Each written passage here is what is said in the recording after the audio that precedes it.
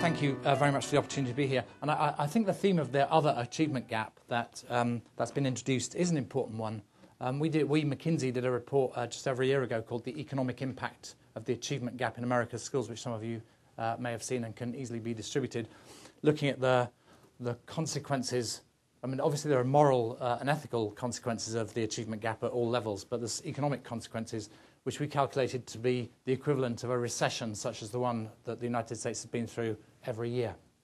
So if you fixed the other achievement gap and all these achievement gaps, you would make enormous progress in terms of GDP growth, the quality of the economy, and the future of the United States, quite apart from the moral dimension of this very important question.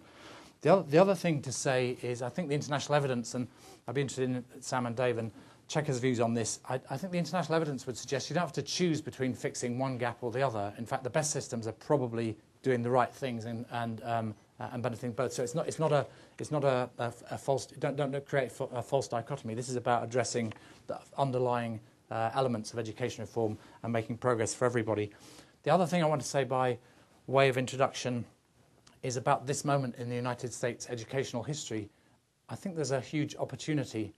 I was long ago a student of history at the University of Oxford, and I was made to read various 19th century works of English history, which were wonderful in their own way.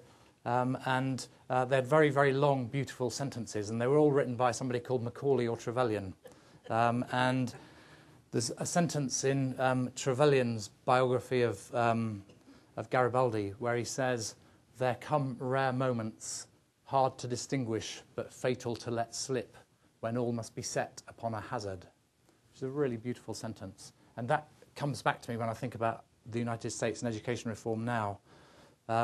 There's a whole set of stars lined up, the new common standards, which I think have been very well developed, the possibility of new common assessments, yet to see what those are going to be like, the whole Race to the Top programme, which, while not perfect, I think is a huge advance in what has gone before, and the general sense that there is a national effort to move forward. And they're building the current administration on what the previous administration did with No Child Left Behind, which had its flaws, but nevertheless put the issues that we're debating today very firmly on the agenda and did drive improvement and progress in many ways.